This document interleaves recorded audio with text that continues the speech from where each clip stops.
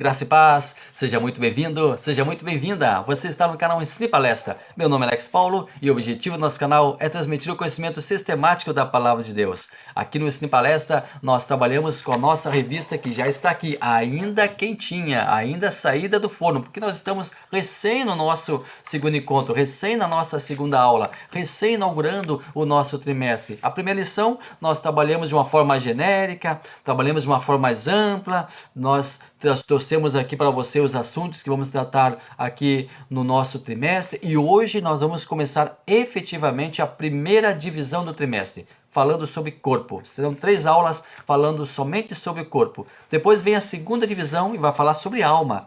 E a terceira divisão, logicamente, falando sobre espírito.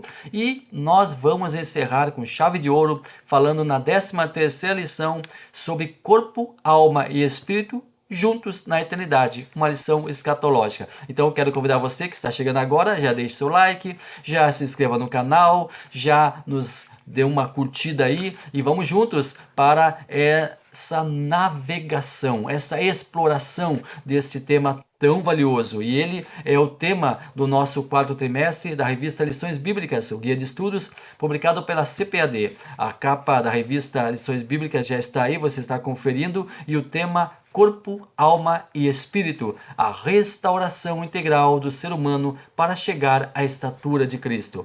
O nosso comentarista, pastor Silas Queiroz, é ele que vai nos ajudar a entender melhor os assuntos, é ele que vai nos ajudar a entender melhor os pormenores. Vamos juntos com o pastor Silas aprendendo muito neste trimestre. E eu quero continuar aqui com a sua companhia. Isso nos dá muita alegria saber que você está conosco. Vamos juntos? Vamos então para a segunda lição do nosso 4º trimestre.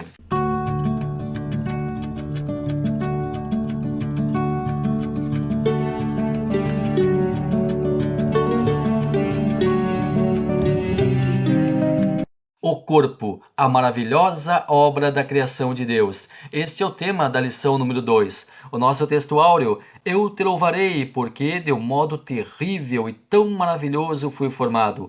Maravilhosas são as tuas obras, e a minha alma o sabe muito bem. Salmo 139, verso 14. A nossa verdade prática: a ciência busca desvendar os mistérios do corpo humano, mas o crente descansa em saber que é a obra da poderosa e perfeita mão de Deus. A nossa leitura bíblica em classe também conta-se em Salmo 139, versículos 1 ao 4, depois versículos 13 ao 18. Senhor, tu me sondaste e me conheces. Tu conheces o meu assentar e o meu levantar. De longe entendes o meu pensamento. Cercas o meu andar e o meu deitar e conheces todos os meus caminhos. Sem que haja uma palavra na minha língua, eis que, ó Senhor, tudo conheces. Pois possuístes o meu interior, entreteces-me no ventre da minha mãe. Eu te louvarei, porque de um modo terrível e tão maravilhoso fui formado. Maravilhosas são as tuas obras, e a minha alma o sabe muito bem. Os meus ossos não te foram encobertos, quando no oculto fui formado e entretecido como nas profundezas da terra. Os teus olhos viram meu corpo ainda informe, e no teu livro todas estas coisas foram escritas, as quais iam sendo dia a dia formadas, quando nem ainda uma delas havia. E quão preciosos são para mim, ó Deus, os teus pensamentos. Quão grande é a soma deles. Se os contasse, seriam em maior número do que a areia. Quando acordo, ainda estou contigo. Chegando aí ao nosso primeiro tópico, a maravilhosa obra de Deus. Tem 3 subtópicos aqui para nós trabalharmos. Do pó da terra, Deus, o autor da vida, a individualizada formação integral. A formação do homem. Lá em Gênesis capítulo 1, versículo 26. O que diz lá? Diz: Deus falou assim: vou fazer o homem à minha imagem e à minha semelhança. Vou criar o ser humano. Não. Nós não temos no singular. Nós temos a palavra criação, a palavra fazer no plural. Façamos o homem. Façamos o homem à nossa imagem e semelhança. Mas só um pouquinho. Quem está falando aqui é Deus. Mas com quem está falando? Façamos. Quem são os interlocutores de Deus? A Santíssima Trindade. Pai, Filho e Espírito Santo. Sim, a Santíssima Trindade presente na criação do homem. Veja que a palavra Trindade não está na Bíblia, mas o conceito dela está. Ela está aqui presente, logo na criação do homem. Façamos o homem, criemos o homem. E depois, quando o homem cai, também nós encontramos o plural, para que o homem não seja como um de nós. E aí o homem é expulso ali do Éden. Mas aqui, voltamos aqui ao capítulo 1, versículo 26. Façamos o homem a nossa imagem e semelhança. E aqui nós temos então um exemplo definitivo da existência da Trindade, da unidade das três pessoas da Santíssima Trindade. Ao criar Adão e Eva, Deus deu início à raça humana. O primeiro ser humano, o homem, foi constituído pelas mãos do próprio Criador. Deus, com a sua palavra, criou as coisas. Deus, com a sua palavra, criou a luz, as luminárias. Mas para criar o homem, ele literalmente colocou a mão na massa, ou colocou a mão no barro. Deixa eu usar essa analogia aqui. Deus fez o homem com as suas próprias mãos. Deus fez questão de constituir o homem com as suas próprias mãos. Deus foi o artífice do homem. Deus foi o oleiro do homem. Deus foi aquele que planejou com a Santíssima Trindade e executou a criação do homem. E ao soprar nas narinas daquele então ser inanimado, a vida passou a existir. O espírito do homem então advém do sopro de vida promovido por Deus. E é interessante analisar que Deus forma o homem de materiais pré-existentes na natureza. Quer ver só? Na composição química do homem nós temos oxigênio, nós temos carbono, nós temos hidrogênio, azoto, cálcio, fósforo, potássio, enxofre, sódio, cloro, magnésio, ferro, dentre outros. Então, Deus cria o homem de materiais pré-existentes. Ou seja, muitos deles estavam ali na Terra. Ou seja, se for feita uma análise química do homem, esses elementos vão aparecer. E esses elementos estão na natureza. Deus cria o homem, então, de materiais que já existiam. Algumas considerações acerca da criação do homem. Deus criou o homem com inteligência. Deus criou o homem com possibilidade de escolha, o seu livre-arbítrio. Deus criou o homem para reinar sobre a natureza, sobre os animais. Deus criou o homem à sua semelhança, ou seja, moldado ao caráter divino. Deus criou a terra do nada e criou o homem de quase nada. Deus criou o homem do pó da terra, fora do jardim do Éden, que sequer existia. Está lá em Gênesis capítulo 2, versículos 7 e 8. A imagem do Criador. Deus criou o homem à sua imagem. Deus criou o homem e o homem foi a coroa da criação divina. Quando Deus foi criando as coisas e foi dizendo isso é bom, isso é bom, isso é bom, mas quando ele criou o homem ele diz isso é muito bom. Mostra a satisfação de Deus ao criar o homem. Mostra a alegria de Deus ao criar o homem. Mostra o entusiasmo de Deus ao criar o homem. E o homem recebe a incumbência de reinar, de dominar. O homem é colocado como o zelador da criação, o guardião da criação divina. O homem recebe liberdade para agir e tomar suas próprias decisões. Adão, por exemplo, escolheu o nome de cada animal. O homem deveria encher a terra. E aqui notamos também que a sexualidade é uma ordenança divina. Está em Gênesis 2, 24 e 25. Mas imagem. A imagem. A palavra imagem vem do hebraico tesselem e significa a expressão da realidade. Quando se mencionou imagem, não diz respeito ao corpo, porque Deus não possui corpo. O homem não é uma réplica de Deus. Imagem refere-se à alma. E Matthew Henry, ele afirma que a alma do homem é quem comporta a imagem de Deus. Semelhança. Semelhança fala sobre o caráter moral do homem. Com a queda do homem, esse ser continuava com sua alma e com seu espírito, porém perdeu o caráter moral de Deus. A multiplicação da raça humana. Frutificai, multiplicai-vos. Deus deu ordem solene ao homem para que ele perpetuasse sua espécie.